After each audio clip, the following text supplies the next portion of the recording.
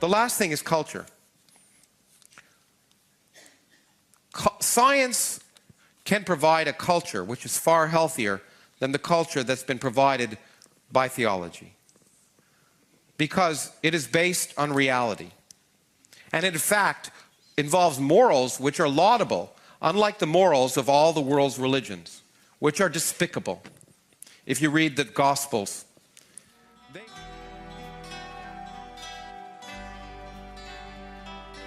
we know that the belief systems of all the world's traditional religions and cultures, their theories of the origins of life, humans, and societies, are factually mistaken.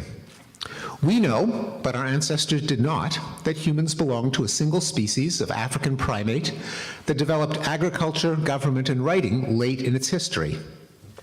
We know that our species is a tiny twig of a genealogical tree that embraces all living things and that emerged from prebiotic chemicals almost 4 billion years ago.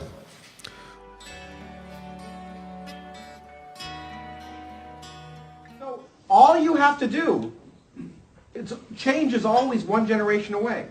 And we have the children, and exactly. So if we can plant the seeds of doubt in our children, religion will go away in a generation, or at least largely go away. And that's what I think we have an obligation to do.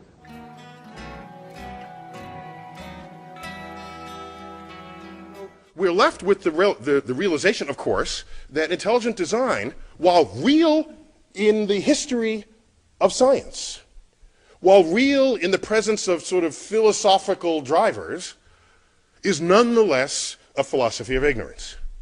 And so, regardless of what our political agenda is, all you have to say is, science is a philosophy of discovery, intelligent design is a philosophy of ignorance. That's all.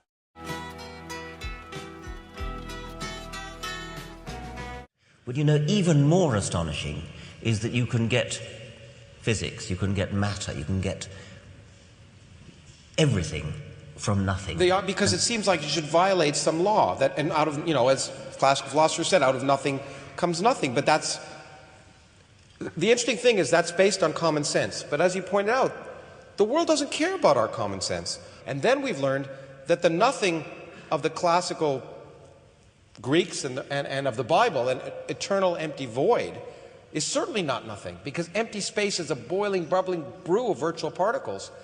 And in fact, we discovered that nothing can weigh something. That's what, in essence, the Nobel Prize that was given to Brian and his collaborators were here for. Nothing actually weighs something.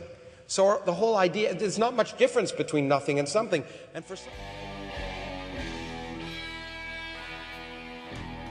Then we saw the sun, and we said, well, the sun is a special thing in the sky. Nothing else looks like it. We found it's just one of all 100 billion other stars in the galaxy. Oh, galaxy special. No, we're just one of 50, 100 billion galaxies. Well, the universe is special. Well, maybe not. Maybe our universe is one of many. And so there's good historical precedent for the universe having more than one of anything and everything. In other words, the universe, as far as we know, has never made one of anything. So why would there even be one of itself?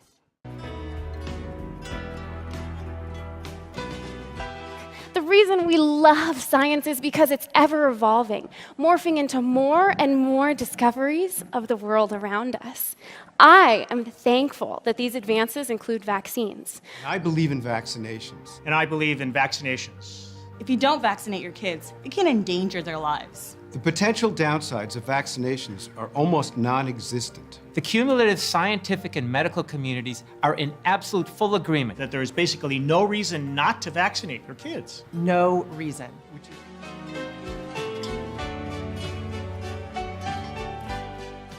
Absolutely. In fact, climate change is directly related to the growth of terrorism. And if we do not get our act together and listen to what the scientists say, you're going to see countries. And today is an exciting day because we have a guy with us who has done more, I think, than anybody else in our country to popularize science, and stuff like that. Well, that's it. So there are people who make a very strong argument to me. These are climate scientists that a lot of the unrest in the Middle East is displaced young men who don't want to work the family farm anymore because the family farm isn't doing as well as it used to because rainfall patterns have changed. They go to the big cities, they can't get jobs, they get disenfranchised, and then they get involved in essentially terrorist operations. Now this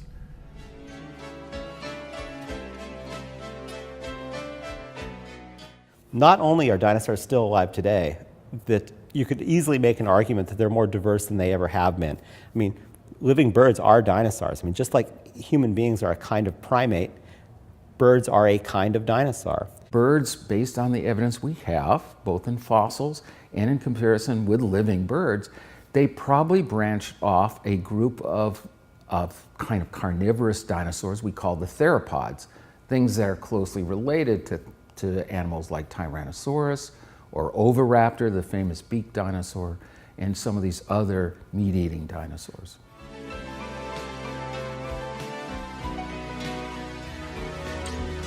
Frankly, I have been pushing NASA to revamp its vision. The shuttle did some extraordinary work in low orbit experiments, this International Space Station, moving cargo. But now what we need is that next technological breakthrough. We're still using the same models for space travel that we used with the Apollo program 30, 40 years ago. I'd go to the moon in a nanosecond. The problem is we don't have the technology to do that anymore. We used to, but we destroyed that technology, and it's a painful process to build it back again.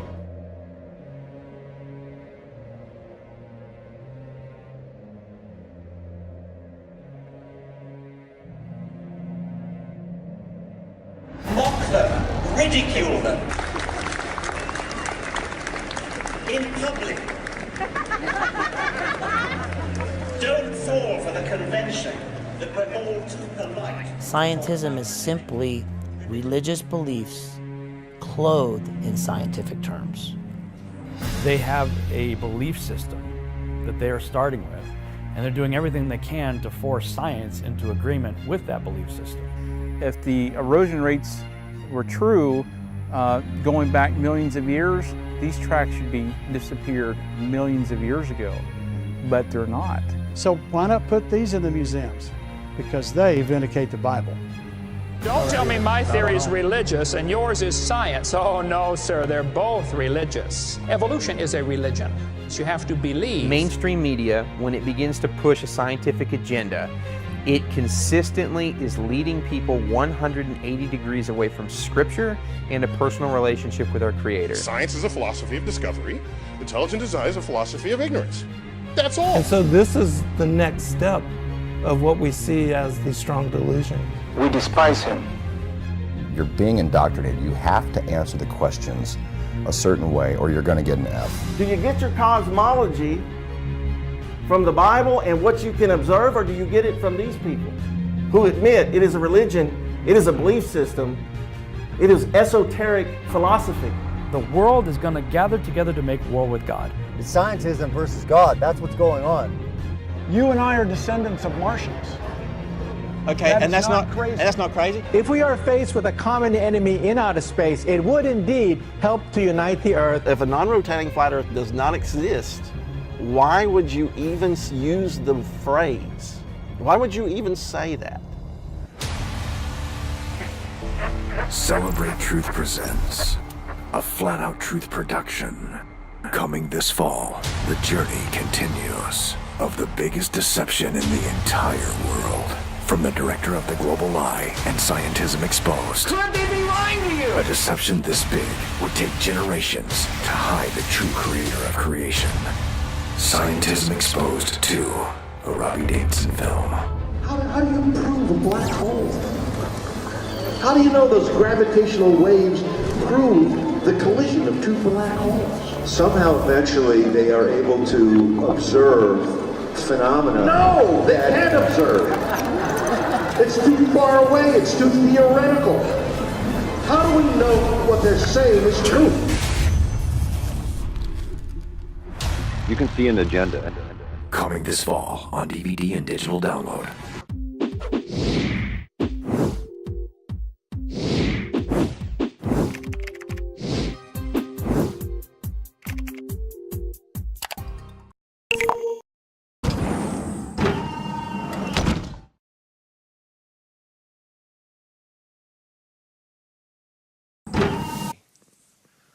because it is based on reality.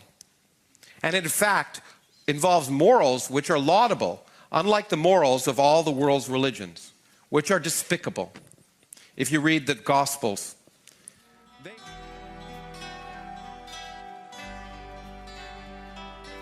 we know that the... Exactly. So if we can plant the seeds of doubt in our children, religion will go away in a generation, or at least largely go away. And that's what I think we have an obligation to do.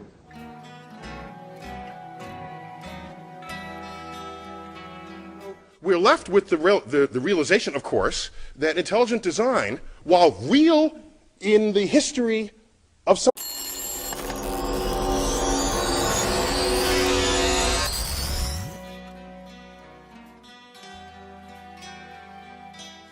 the last thing is culture. Science can provide a culture which is far healthier than the culture that's been provided by theology. A tiny twig of a genealogical tree that embraces all living things and that emerged from prebiotic chemicals almost 4 billion years ago.